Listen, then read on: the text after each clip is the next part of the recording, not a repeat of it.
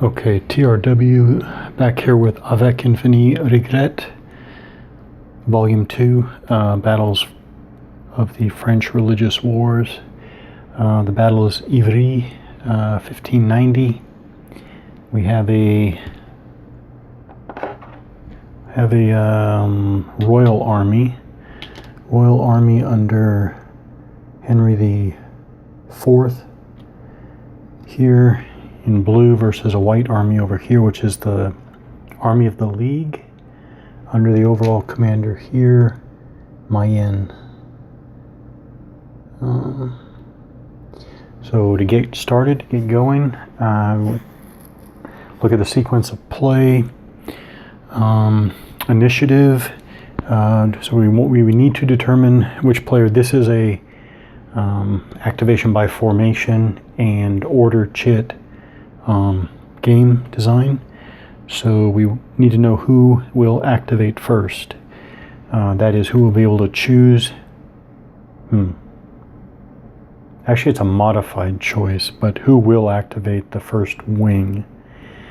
But to review real quickly, because it'll matter. Well, actually, let's talk about how you determine this. So I need to know who goes first. So the player with the most wings of the orders of highest precedence. Remember that first precedence is charge, followed by march, and finally the last one is rally.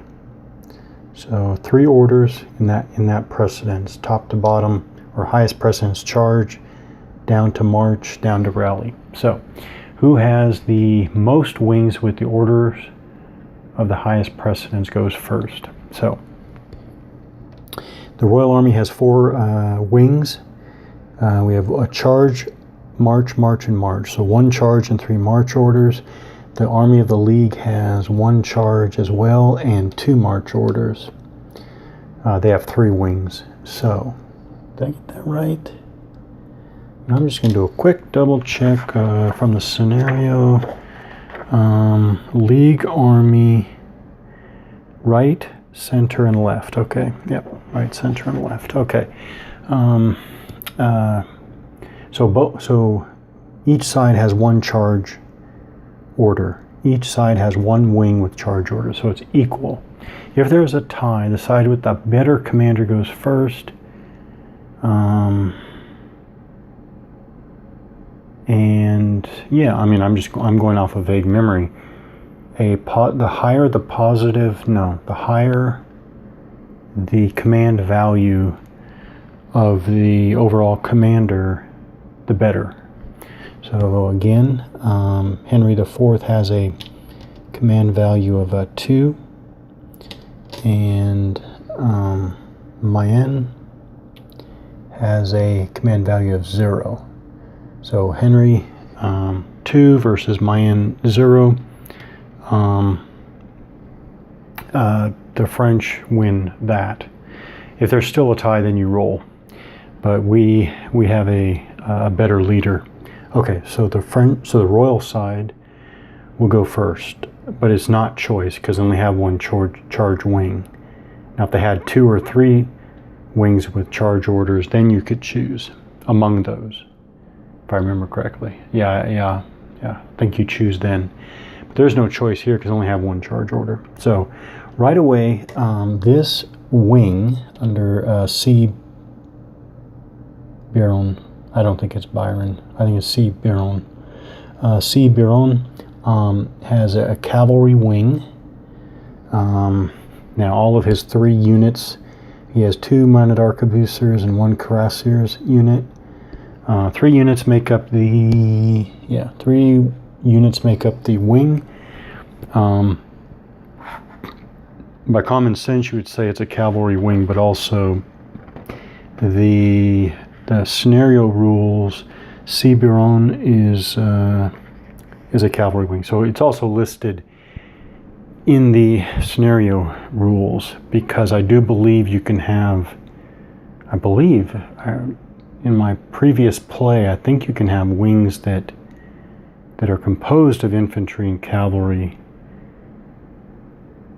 and now I'm trying to remember. Well, in any case, I do believe you can have a cavalry wing that has infantry in it. Okay, but for rules purposes, I think you need to determine whether it's a cavalry wing or an infantry wing. Okay, so Ciberon has a charge order. He is a cavalry wing.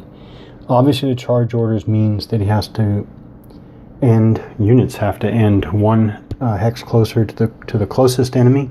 I've already determined, I mean, these three enemy are the closest enemy to these, to all of them, actually. So as long as these three units end at least one hex closer to those league units, league units, we're good for satisfying our order. I was going to have the cavalry just charge up, kind of hit the left flank of this league wing here, but then I realized that this is also a bunch of cavalry, so this is the formation. Oh man, I forgot. I'm going to drop pronouncing it. Try, even though I like it. I'm going to try dropping pronunciation here, but this is a wing. Looks like a bunch of cavalry too. So is it in game terms? I'm sure it is that's the right, yeah, that is the right wing of the League Army. Oh, and there you go. It is an infantry wing. And the reason, the scenarios say, no, this is an infantry wing, but that's because you got all this infantry back here that's part of the same wing. So even though this is cavalry up here, you got a line of infantry back here, and they are actually part of the same wing. So right there is an example, mixture of cavalry and infantry in the same wing. So the rules tell me that is an infantry wing, again for rules purposes. The center is a cavalry wing. Okay, so the center, I'm wondering what other examples. But that doesn't help because they are all cavalry. And the left is an infantry, but it's mixed again. Okay. So I guess that doesn't help. But clearly you can have infantry and cavalry together and it be called an infantry wing. Can't remember what other combinations you can have. Okay. So because these are cavalry units, I'm thinking that there is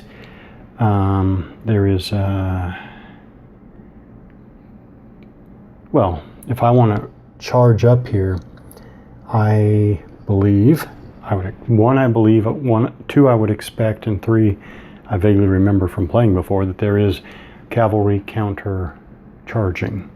So that's what I'm going to look at, because I do want these guys to come charging up here, but I'm suspecting they're going to have to deal with the League cavalry counter charging.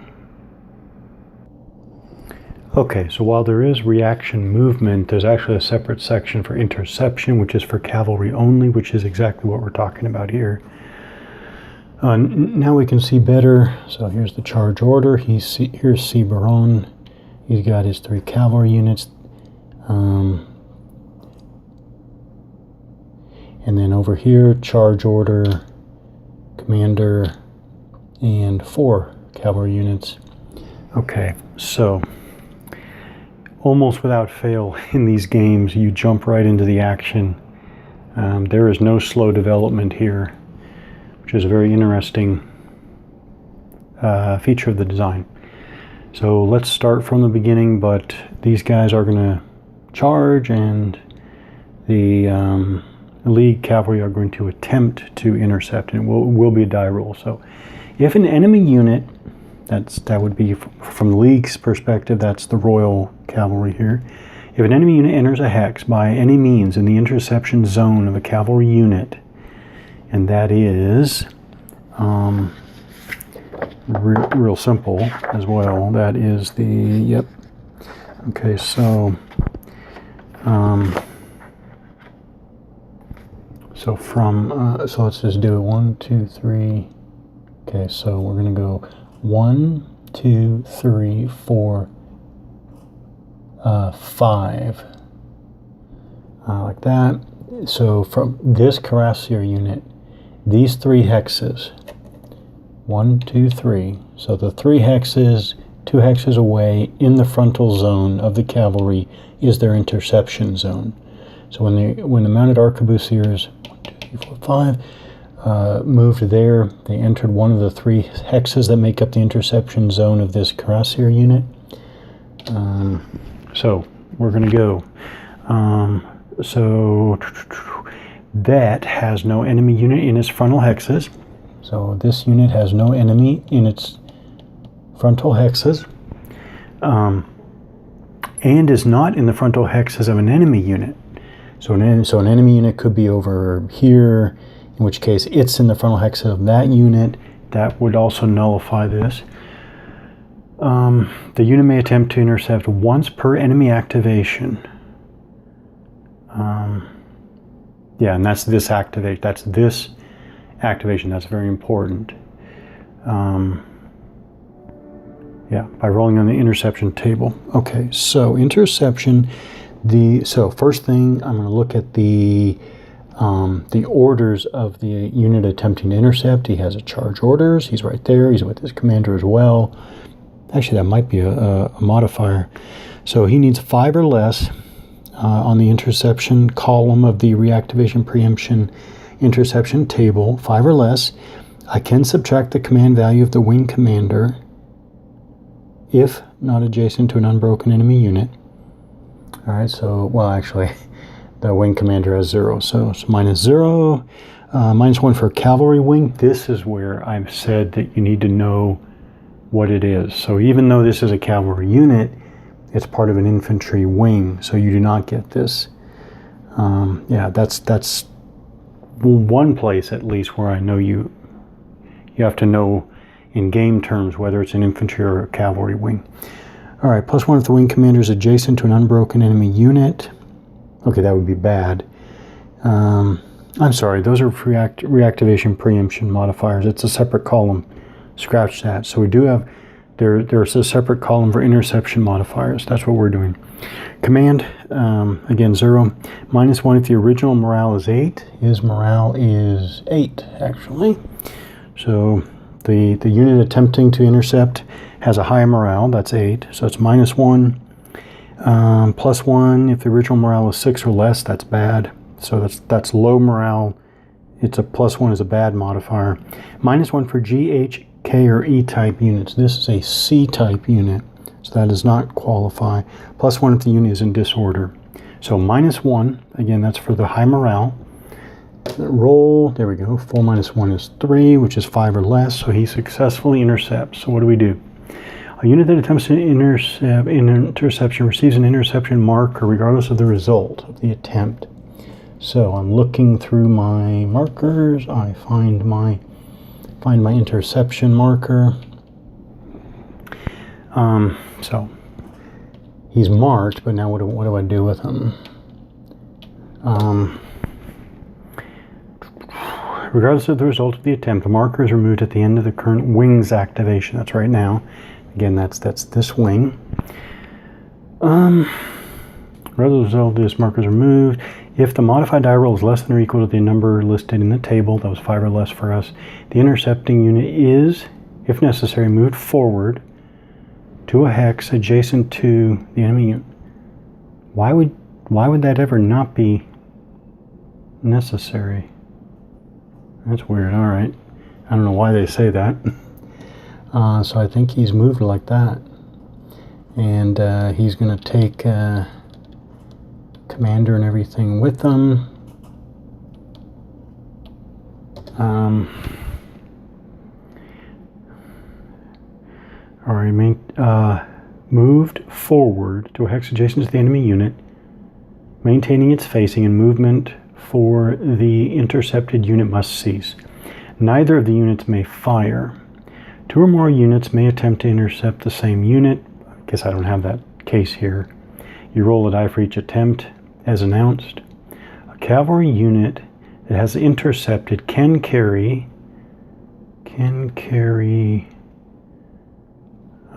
what? can carry out an action during... Oh, I'm sorry. The interception zone. Why did I see that wrong? Interception zone. Oh, look at that. That's actually... Well, I'm not going to bother putting it on screen. Actually, the diagram in the printed rules is misleading. Not wrong, but misleading. Okay.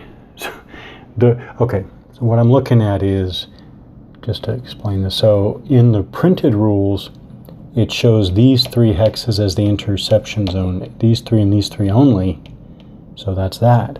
Actually, the online version of the rules that I have, the living rules, it shows the 5. It's 1, 2, 3, 4, 5, so it's the cone, so that's why there would be, that's why it said move if necessary. All right, I'll just continue doing what I was doing, but I guess even if he moved there, you could still do interception. Okay, but we'll do it, well, I'm just not going to change what I was going to do. Maybe that would be a less good idea, however, well, what I'm doing here. Oh,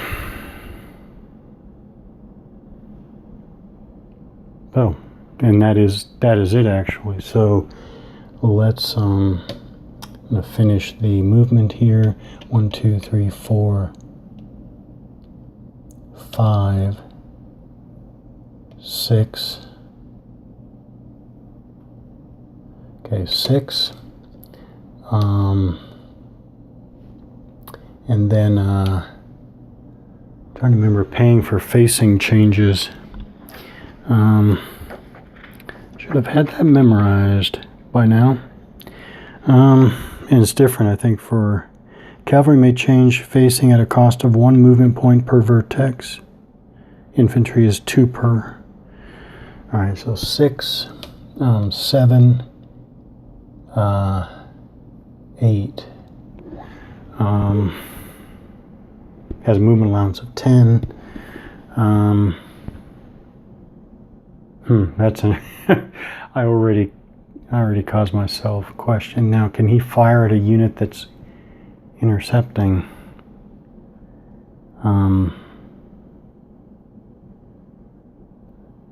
Okay, yeah, I don't know. I'll have to check on that.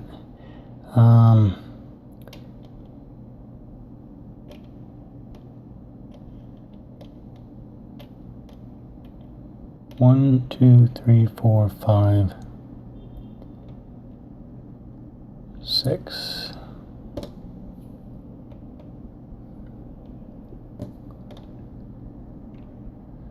All right. Okay, so I'm going to go ahead and take a look at firing here. I'm working my way through it. So far I haven't found anything that prevents this, but when this mounted arquebusier unit came up here, it had expended 8 movement points to this point. I don't remember there being extra movement points to enter units. Well, this would be the enemy's flank hex. I don't remember that. So he has 2 movement points left over. Fire is a function of movement. Offensive fire, which is what this is a function of movement and costs 2 movement points. So with 2 movement points left over, he's going to fire. So I'm going to work through this. So we have, go ahead and move these. They are intercepting. They have a charge order. I don't believe any of that matters for fire, but that of course is what I'm going to be looking for. The leader also, I don't think the leader factors into being a target of fire. So we have a mounted arquebusier unit firing at a enemy cuirassier unit. All right, fire in general. Offensive fire is a function of movement, as I already said. Defensive fire is free.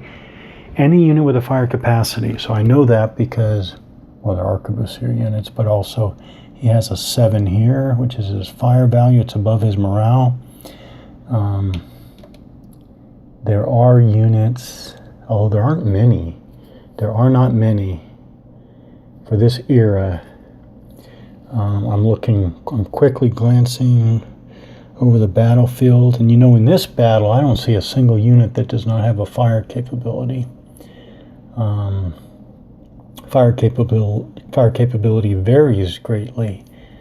You know, I do not see any units that do not have a fire capability in this battle. But I do believe in this series there are a small number of units that don't have fire capability. Okay, so any unit with a fire capacity may carry out defensive fire or offensive fire on an enemy unit according to the following conditions. 1, the targeted unit must be within fire range, which for the vast majority of units it's 1 hex or adjacent, so he's within range.